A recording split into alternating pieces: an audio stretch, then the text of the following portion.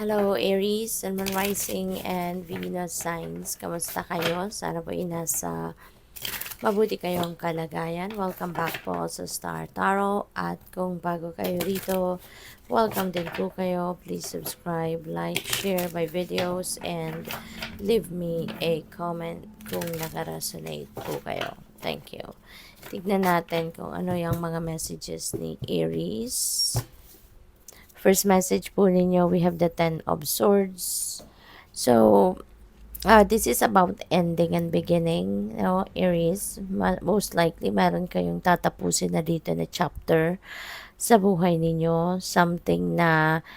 Uh, something na hindi naging maganda ang sitwasyon. Si Ten of Swords kasi this is stabbed in the back energy. So, po pwede na ang iba sa inyo nagkaroon ng sitwasyon wherein naloko kayo, na traidor, pinagkatiwalaan ninyo yung tao in the past, no? Pero niloko kayo. Yung ganun, no? So, in any way, po pwedeng sa relationship, po pwedeng sa usaping pera, you know, nagkaroon dito ng sobrang sakit, no? Napakiramdam kayo kasi you've never expected, no, that this person is going to cause you so much pain, no? Kaya masamang-masama ang naging uh, uh, epekto nito sa inyo. But yeah, maaring nag-harbor kayo ng resentment, ng sama ng loob, 'di ba? For the longest time. Pero ngayon, ayaw mo na. No? Ayaw mo nang magpatuloy na parang nababalot kayo ng negativity, ng negative energy because of this person at kung ano man ang ginawa niya sa'yo. So ngayon, tatapusin mo na uh, yung tatapusin mo na yung ganitong pakiramdam. You are going to move on with your life. You want to put the closure, in this situation. Pwedeng yung taong nakapagdulot sa'yo ng sakit, nakapagdulot sa'yo ng sobrang sama ng loob, kung ano man ang nangyari rito, maaring siya ay totally tatanggalin mo na sa buhay mo, or pwedeng ikaw ay magpapatawad and you're going to give that an opportunity, no, that person an opportunity again para makabawi sa iyo, yung ganon. So depende sa inyong sitwasyon, but yung galit, yung sama ng loob, gusto mo nang kumawala dyan, no? You want to move on in your life na, at maaring magpapatawad ka na nga rito, yung ganon, no? So, what else? We have Two of Pentacles. Ayan. So, merong balance, no, na is being asked of you sa sitwasyon mo sa ngayon. Maari kasi na it's either marami kang ginagawa, marami kang trabaho, marami kang iniisip, no? Kaya hindi mo na nabibigyan ng oras, panahon, atensyon ng ibang bagay na kailangan din ng inyong oras, no? Ng inyong panahon, yung ganon.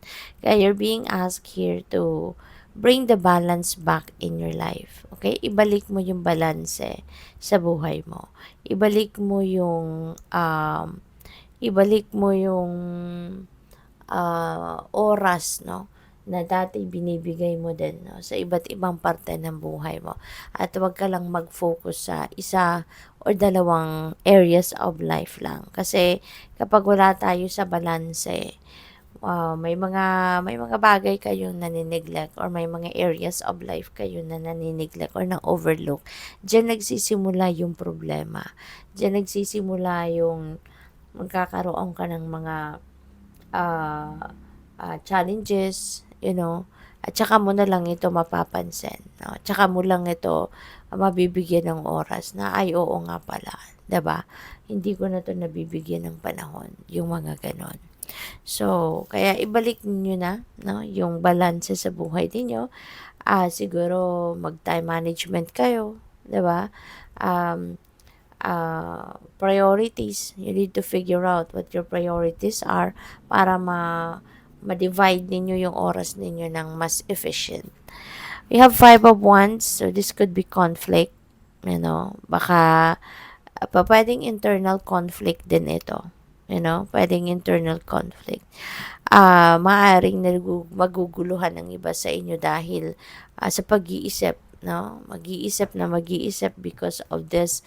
Paano ninyo aayusin ang schedule ninyo, something like that.